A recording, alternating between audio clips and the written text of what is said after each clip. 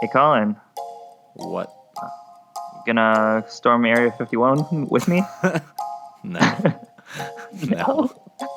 You think it's a myth? Jesus. Well, I think a bunch of Naruto nerds are gonna actually do it. And then, I don't know, just kind of be turned away and nothing's really gonna happen. I believe if you run fast enough with the Naruto run, you can dodge all the bullets. That's what I heard they're claiming. It's a fact. I've successfully done so myself.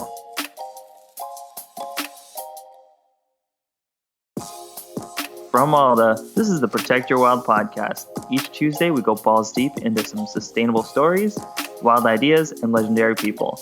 I'm Avinash, and I'm here with Colin.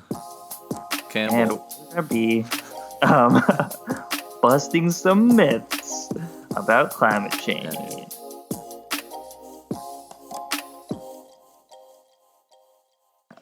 We're about to bust some myths on climate change since there's a lot of misinformation and bullshittery going around. Always. Always. When is there not? So yeah, let's dive into our first one. Glaciers melting won't cause sea level rise because icebergs are displacing the same amount of water that they contain. Right. So basically what this myth is kind of based off of is if you had a glass of water, right, and we're pretending that's our ocean, and you have some ice floating at the top, the water that it's displacing is the same amount that's contained in the ice. So the change will overall be nothing. Right. Or in some cases, it displaces even more because of, ice is like mixture of air and water, right? So, Yeah, there's pockets of air in the ice. Yeah. So that's a very interesting point, and if I was none the wiser, I would probably believe that. yeah, I mean, as The basic, glass of water example is great. right. It's basic. There's like basic kind of logical truth to it, right? There's an element of truth to it, and then they're applying that concept to a much larger scale, right? Okay, glaciers are in the water already, right? If they fucking melt, then what's the big deal, right?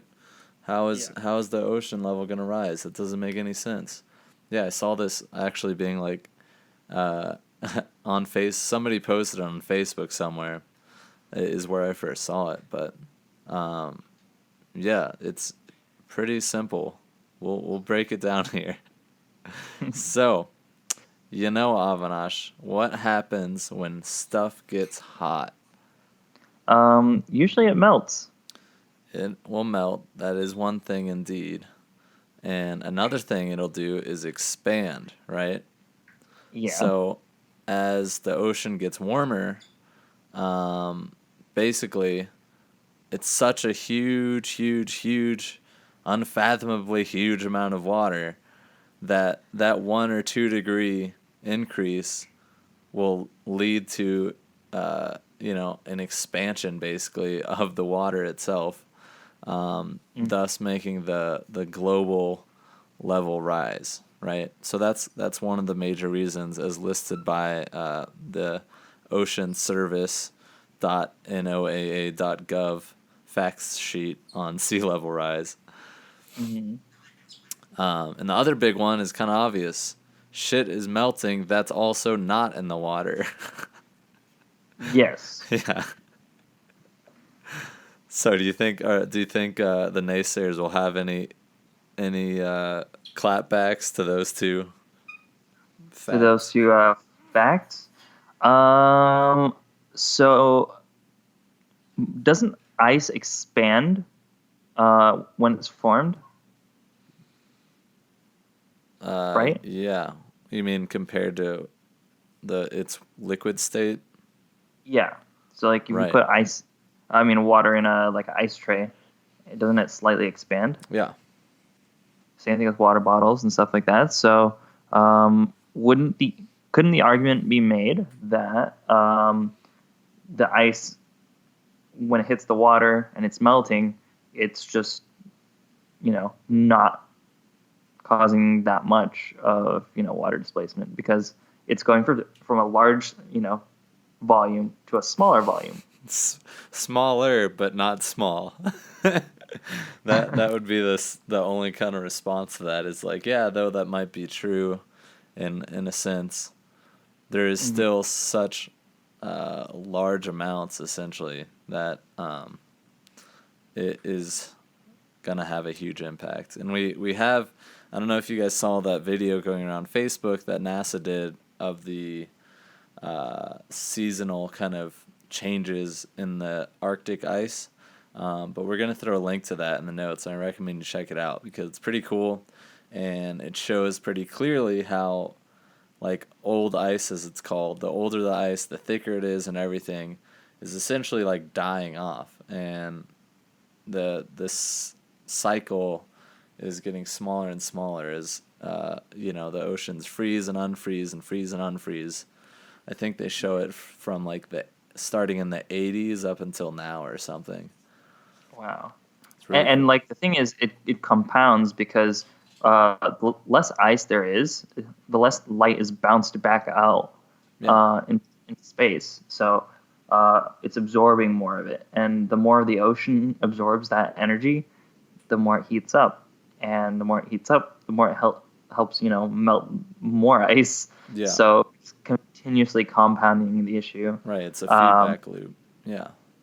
yep, Um, and we're feeding it real hard. yeah. According to that same article as well, they said the oceans are absorbing more than 90% of the increased atmospheric heat associated with the emissions from human activity.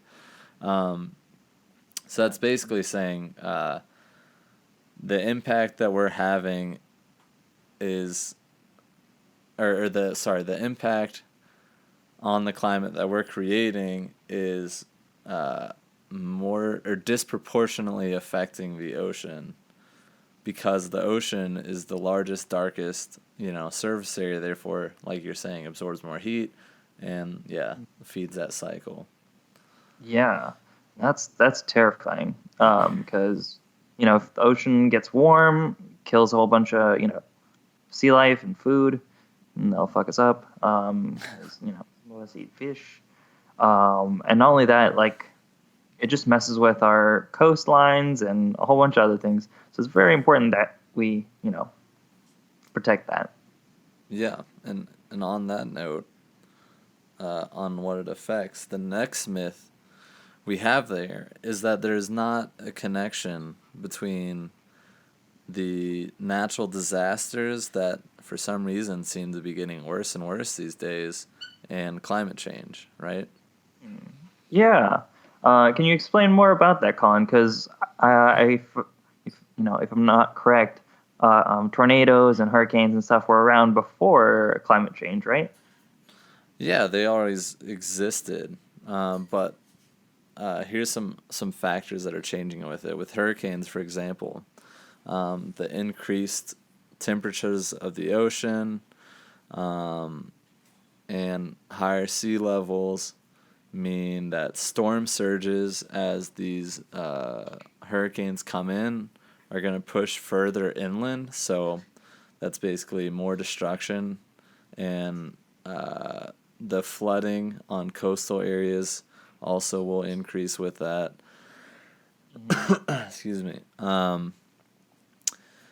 And yeah, the hurricane one is pretty simple. I feel like that's one that people can understand really directly because it's like hurricanes are like a direct result of like weather patterns, right? With Yeah. air temperature, sea level, and ocean temperatures. Um, The and warmer it is, then yeah, yeah, bigger. usually the more intense the earthquake, Jesus, more intense the hurricane is, right? So that one's Not that pretty I survived straightforward. both. I can definitely tell you a hurricane is way worse. Yeah, true. Yeah, I think your average hurricane is worse than your average earthquake. You know what I Yeah. mean?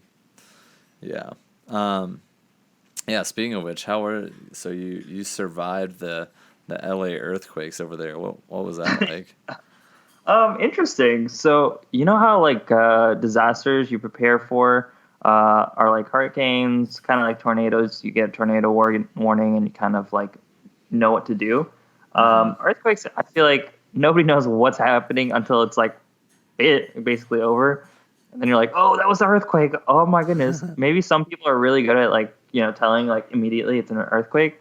Those are usually like the natives here. Yeah, I was gonna say But probably not Floridians. yeah, no, it's like I didn't even know what was happening. I was in the shower that when the first one hit, and I was just like, huh, that was weird. And afterward, people were screaming earthquake, and I'm like, oh, that was what it felt like. Okay, lame. Damn. And then the second one, I was just playing video games, and like it happened, and I kind of like acknowledged that it happened, but then it was over before I could do anything. Right. Right. Um, You didn't even save so your game or anything. You just played yeah, it it. was literally like all right, and then by the time I was like, all right, you can't even remember like what you're supposed to do during an earthquake, which is jump under a table or your bed or something like that, jump in a bathtub. Is it just for So falling shit, basically? yeah, you just see your stuff rattle. It's like it's pretty much what you see in movies is what happens. Oh, okay. Stuff falls over and you're like, oh shit, what's happening? Like, Right. and it feels like your like head camera is like shaking a little. That's weird. Like That's yeah, so your trippy. vision gets all like you're like, whoa, things are shaky now. Okay, Yeah. cool. I guess we're rolling with this. Right. Uh, So that's like so yeah, the only natural disaster that's like not affected by climate change, right? Because yeah, it's yeah, just and then like the ground is shaking, like tectonic yeah, plates and shit. yes, and I think that's independent of climate change. But for sure, hurricanes from when I stayed in Florida from 2004 till 2017. Hmm. All the hurricanes I went through, I was prepared, but they definitely seem to have gotten worse. Right. Um, And what about, the obvious other one that affects California and LA, the wildfires? So how does that link to climate change? Ooh, the wildfires are definitely a result of climate change. So it gets really dry out here. Like even now in the summer, I haven't seen rain for so long. I actually miss Nice. it. Um, Yeah.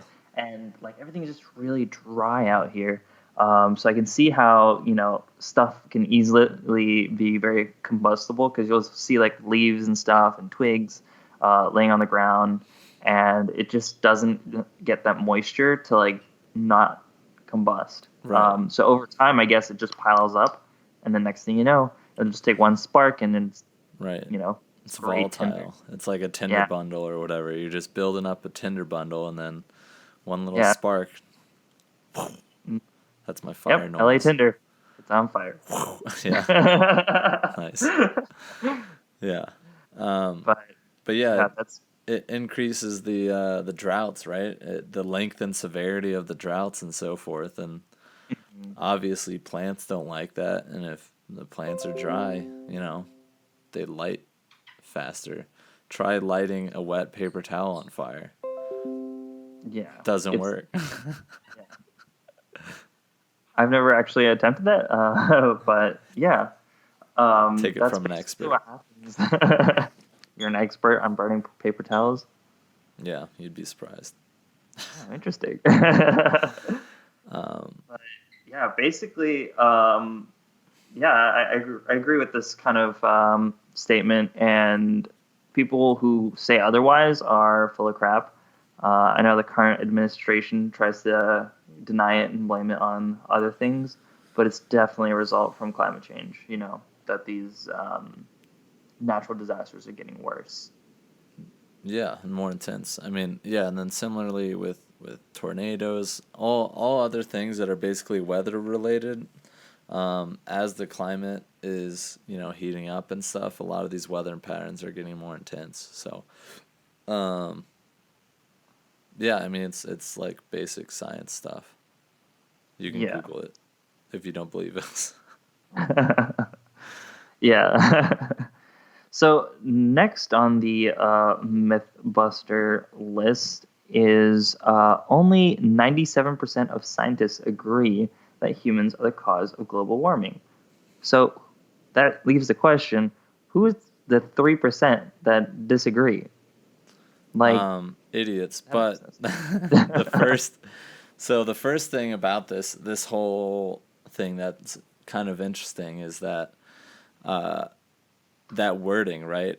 Only 97%. It's like how you can, like 97% in any other situation is basically 100%. Like Yeah. there are not many. If you get a 97% on your test, you're pretty stoked. There's no. But it's the way the media tries to sway things essentially. Yeah, I mean, you didn't grow up Indian, but if you didn't get 100%, your mom was mad. True. All right, that's fair. All right, so I guess for the Indians listening who believe the 97% is not acceptable enough, here's kind of It's the explanation. So, how they gathered that data was basically like they looked at all of these papers, right? All of these peer-reviewed papers on climate shit, right? And yeah, they filtered through them to see which ones like stated a direct stance on if it was caused by humans or not. And they found, and according to we got this source from skepticalscience.com. So basically, they saw that in most cases, these papers were operating under the fact that this exists and is human caused. Like, that's an assumption, not an assumption, that's like held as true in the science world. So in a lot of these cases, there was no need to state that because it's already known to be true. So yeah, that ended up filtering out a good number of them that probably would have increased that percentage even. So basically, out of these like peer-reviewed papers, there were, 3%, which if you scale that up, obviously, if they looked at 1,000 papers, that's 30 of them, right? They looked at 10,000 papers, that's 300 of them. Did not, I guess, attribute basically climate change to human causes, but I'm still fairly sure in all these cases there was no argument as to whether or not climate change was happening. yeah, So, regardless of whose fault you think it is, so to speak, it is happening 100% of the time. And yeah, only 3% of morons, somehow or another, did not see it as a human caused thing, which I wasn't quite able to uncover. It's just sometimes people are wrong, yeah.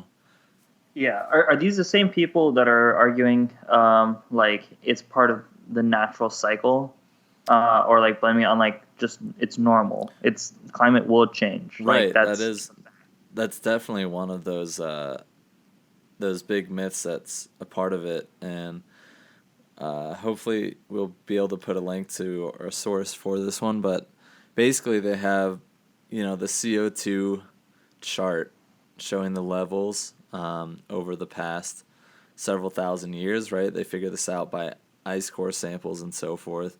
They went back 400,000 years and saw essentially the way the normal cycle goes is it'll peak out at about 300 parts per million CO2 parts per million, right, in the air or in the atmosphere. And where we're at right now is, it looks like over 380 parts per million. So that's a pretty significant percentage increase. Here, let me actually calculate what percentage that is right quick. It's like a 26% increase. And that's over, that spike specifically happened from 1950 to now. So all of these past patterns, and again, just look at the graph. It's really fucking straightforward. Industrialization happened. Humans started putting out a shitload of carbon on top of going, already heading into a peak in the cycle. Yeah. So But I mean, look at the inventions that we invented in that time. Like World War II ended, and we just hit this like insane growth stage. right? Factories and like automobiles and just industries that we grew over, a short span of time. Um, that's basically what caused it. Like we we invented our own destruction. Yeah, I mean, our consumption has only gone up, and then manufacturing to support it has only gone up, and then accessibility to vehicles and transportation for, developing countries has only gone up. So, Yeah. everything, just kind of ramped up really quick, like you said. Yep. Cool. So is that myth busted? Is that officially busted? Does anybody have any questions about the 3%? Let's focus on the 90. Fight us on Instagram or Twitter or wherever. Just argue with us. We'll fight back. Come at us. Come at us, bros. Anyway, on to our next myth. This one's a funny one. I like this one. So people are saying coral grows more as the sea levels start to rise. What they're arguing is... What's that even based on? It was people on Twitter. They're very smart. So yeah. Basically, they're saying that as the sea levels rise, there'll be more ocean for coral to grow in, and because of the acid levels dropping in the water, the coral will be able to grow better. Because what kills coral right now is ocean acidification. Mm-hmm. So by having more fresh water mixing in from the melting ice, these coral, things will grow. That's completely false. It'll actually kill more coral. Tight. So Cool. Logic is false. Let me explain why. So basically, what ends up happening is that the coral, you end up drowning the coral, because the coral can only survive at a certain depth in the water. So adding more volume will make it deeper for the coral.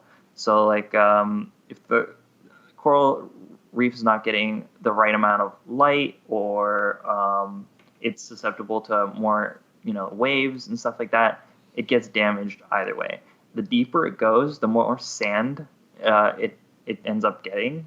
It get like deposited on top of the reef, and that's basically like covering it, in dust, or like a blanket of no sunlight and no food, whatever it is, and just covers it and kills it. So it needs to stay at that like optimal, condition for it to grow. And I think that's what people like need to understand about coral, is it's super sensitive to its surrounding environment. Right. It can only grow in the most perfect conditions for it. And they're super fragile. So, but they're very crucial to ocean ecosystems. So that myth is busted. Is there, so here's a weird question. Is there any change to the ocean that would actually benefit coral? I don't think so, unless we're helping the coral grow by like planting, I don't know what they're called, but like spores or bulbs, like unless coral babes. Yeah. Coral saplings. I don't know what they're called. But essentially, like, coral's very sensitive to its environment, so it needs like the optimal conditions. So I think the only answer to that would be if we created the conditions, it could help.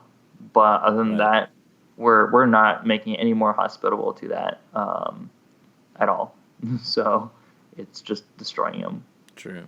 Well. Yep. So yeah, I guess. It's depressing. Yeah, I guess. Bad news is there's bad news, and the good news is there's bad news. There's nothing. Just lose all hope. It's fine. On to our next, kind of controversial myth, but I think this one's kind of relevant as well. It's a good lesson in math, and it's basically that Americans are not the problem. Countries like China and India are. Yeah, we're clean. Their carbon footprint. We have no air pollution here. Our air smells good and mountain fresh. Yeah, America's great. I've heard, America's the greatest country on earth.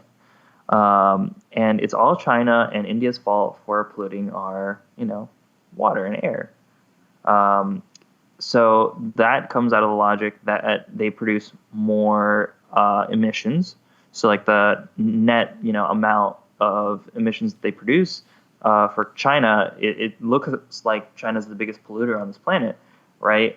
They have like, I don't know, however many millions of tons of pollution. But what it really comes down to is carbon footprint per capita. So that's per person. And if you look at it, yeah, China's like leading, but per capita, I think a Chinese citizen only produces 6.59 tons. So that's per person, versus an American who produces 15.53 tons per person. So in comparison, you're like, oh shit, Americans produce so much more. And the reason China is leading right now is because you have to multiply it by their total population, which is a few billion. So overall, that compounds and looks a lot bigger. But whoa. Not a few billion. But yeah. 1 billion. Like a billion, yeah. A billion. Just have to pump the brakes there. Blowing things out of proportion. Yeah, sorry. Continue. Yeah.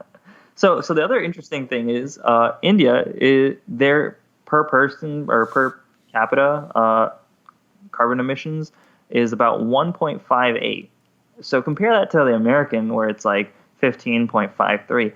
Like an Indian person basically can't go much lower, versus an American person per person can definitely reduce their footprint and contribute less.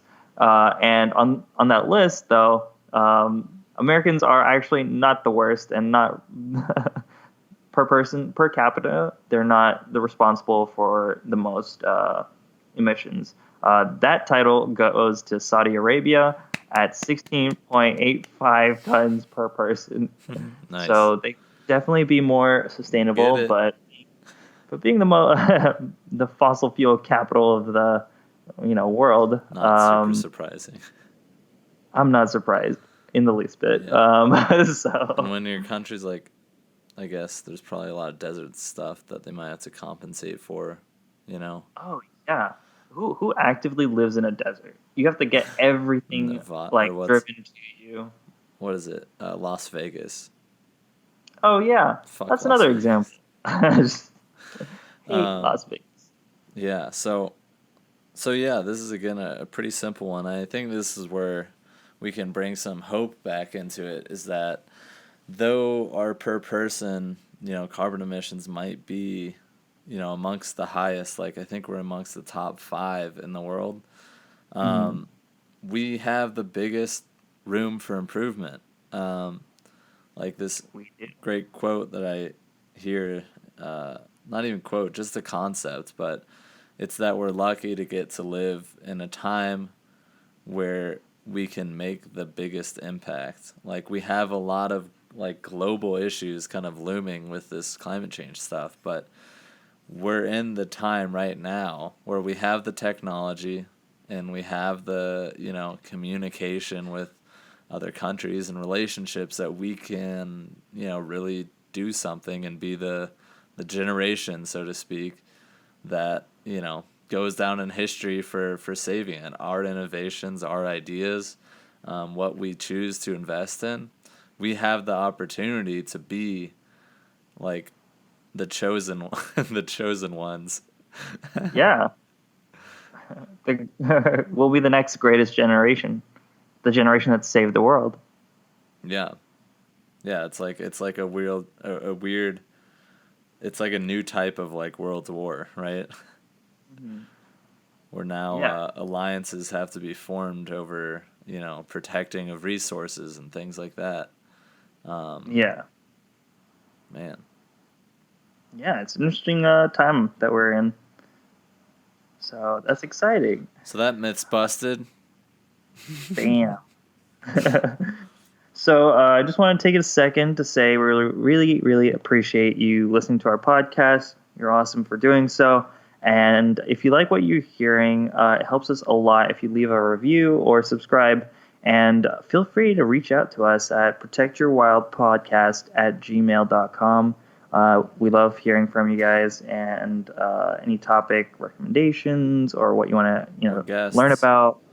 Guests, yeah, send it to us and we'll try and make it happen. So thanks. Yeah. Um, yeah, and I want to throw in, I guess, some quick action steps on this climate change stuff, right? That was Yeah, some really good feedback we got. Is let's try to keep tying it back to like what we the individuals can do to lower that footprint, right? yeah, So some basic things, and this is a new one I learned from being out in Colorado, filling your car up at nighttime and not during a hot day, right? Basically, as you fill your car up, the vapors escape, right? And the gasoline evaporates really quickly. So if yeah. you fill it up in the heat of the day, gives off a lot more of those of that gas, as it evaporates. So Uh, that was something. In Colorado, they have like bad air quality days where they basically say like try not to drive and try to and don't fill up your car during the daytime. So that's a new tip that I learned. Obviously, transportation. If you can take public transportation or if it's close, just hop on your bike. Don't be that asshole that parks in one shopping part and then gets back in your car and then goes and drives to the other side of the parking lot instead of just like walking 2 seconds over. You know, don't I don't know. Just be conscious of the energy that you yeah, use. Eat yeah, less yeah, meat. That's another big one that reduces. Eat local. Buy local. All that stuff impacts your carbon footprint. So yeah. And all it takes is like smaller changes, and it'll make a bigger impact because at scale, if a whole bunch of us contribute to reducing our footprint, we'd you know we'll make a big change. So uh, let's be better and not fuck up our planet. yeah, yeah, for sure, for sure. So, just wanted to follow up from our previous, I can't remember how many episodes ago it was, but reasons we're not vegan. Following up on that, Colin, do you have any updates on that? Yeah, well, so quickly, if you guys don't know what we're talking about or didn't listen, that's episode 82. You can check out where we talked about, basically why me and Avinash aren't like vegan or vegetarian, like the excuses, blah, blah, blah. And came up with some good solutions to try to help make that change. So, yeah, I've been over the past couple months, I've been implementing a lot of that stuff and cut way, way, way back on my meat, right? So what I did is I got veggie burgers, frozen veggie burgers as a go-to lunch now, right? Nice. I got some great recipes for I did vegetarian chili, so I froze a shitload of chili up and was eating on that for a long time. It was delicious. I did, I cut meat when I make pasta. I stopped having meat be in the pasta. I just loaded up with more veggies. So for that, I like to get like a really basic jarred tomato sauce, where it's literally just like tomatoes, some salt, some basil, some garlic, like the ultra simple ones, not with any bullshit ingredients. Then you just chop up your own peppers and onions and whatever veggies you want in there and saute it and then put it in the sauce. And now Interesting. you have like a good legitimate sauce without quite doing it from scratch. It's just quite a bit. It's a little faster. Yeah, very interesting. Huh. So yeah, a lot less meat. How have Yeah. you been doing? um, Not as good. I increased my carb intake to replace meat. Mm, Um, true. so I'd eat noodles more often. I have gone to more vegan restaurants. So Nice. one thing that's really nice about LA is the abundance of vegan restaurants or places that serve vegan ice cream or whatever else it is. Um, there's just so many out here that you can feasibly eat out every day at a vegan place Yeah. if you wanted to. My only downside to that is vegan food is actually a lot more expensive than normal food. Yeah. Um, Surprisingly enough. So just give you a quick, easy price comparison. A Chipotle bowl costs around what, $8, $9. I want For Chipotle. Damn. Chipotle. Yeah, Chipotle is great. But a Chipotle bowl is we'll round it up. Let's say it's a $10 meal. Yeah. The vegan place that's literally right next door, and I would say has better food. It runs around $16 for around the same amount of food. It's locally sourced, like organic, whatever, like fruits and vegetables and Mm-hmm. stuff like that. But I just can't see why it costs more. I think it's because it's vegan and it has that labeling. And also, it's not like a huge franchise. Well, buying Like, local, yeah, it does increase costs from the food end, at least, you know? yes, agreed. But I don't think you should be paying $16 for like a meal, or like for a bowl of like, what it is jackfruit and other vegetables and stuff like that. But the Mhm. jackfruit takes that meat spot, Right. and I genuinely enjoy it. I couldn't tell the difference. I had a quesadilla actually. Nice. I couldn't tell if it was pork or not. I was like, oh wow, this is actually Dude, really good. jackfruit is magical. It is. If someone didn't tell me, I wouldn't have known. Yeah. Uh, and also, what I'm noticing, what's really popular now is Beyond Meat. I've had some of Right. those. I still haven't had that yet. I want to have that. Yeah, no, it's interesting. I would say the texture is the only thing I feel like they might be missing. But overall, like I'm very impressed with how far science has come with the options I've been presented. There's actually a food truck that comes to my work that I kind of go to occasionally that makes chicken that's not actually chicken. I think it's made out of mushrooms and some other vegetables, but their patties look like fried chicken, Hmm. like giant breasts. So you just Mm. Love check giant it out. breasts. Oh, yum.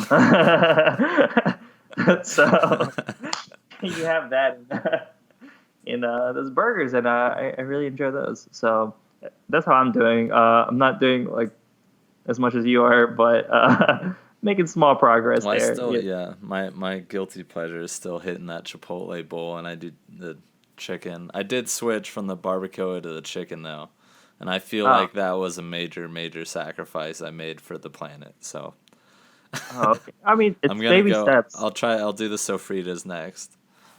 Yeah.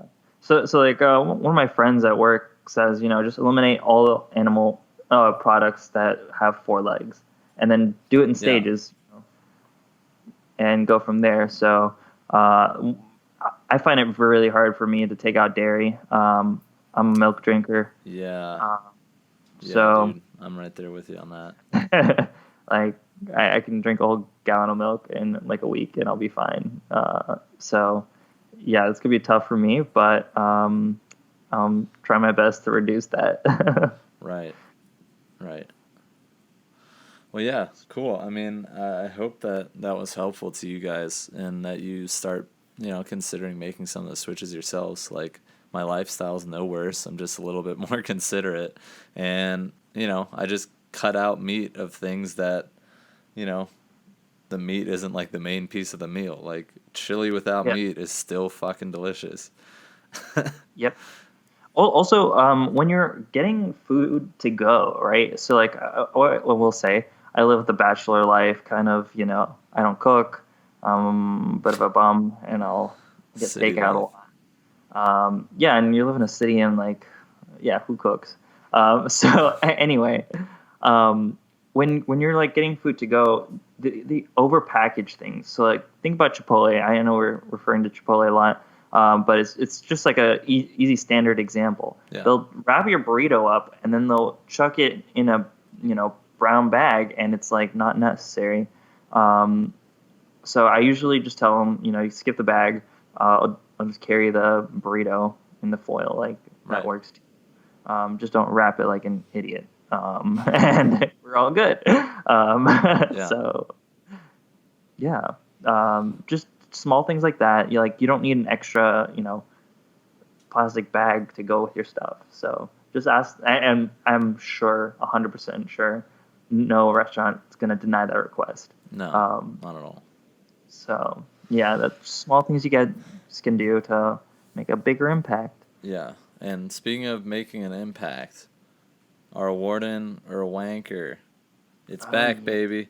Now it's only happening once a month because of kind of our new posting schedule and whatnot. I hope you've been enjoying those interviews. But Avinash, who is our warden or wanker for this month? So for this month, we have our two wardens, which is Amber Jackson and Emily Hazelwood. These two people are amazing, and the reason they're pretty dope is because they're repurposing oil rigs into artificial reefs.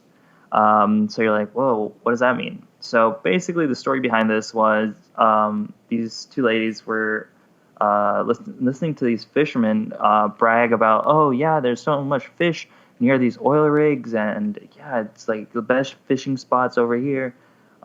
So they decided to go diving near there, and they discovered that like underneath these oil rigs, there's like a whole ecosystem, and it's kind of like a coral reef. So what they're doing is that they're trying to turn and repurpose oil rigs into artificial reefs by just chopping off the top and leaving the rest in the ocean. And what they're serving as is basically a framework for a coral reef to grow, which is a really cool concept that they discovered. So it's like something man-made that can potentially harm the environment that's actually being used to create a new ecosystem for ocean life, which I think is a really interesting twist to the whole oil rigs are really bad, pollute the environment. So I think as we phase those out, turn more electric, and get rid of the fossil fuel shits, we'll have some, good repurposed oil rigs in the ocean. So Wow, yeah, that's something I never would have guessed could be repurposed. yeah, exactly. It's like a paradox, I guess.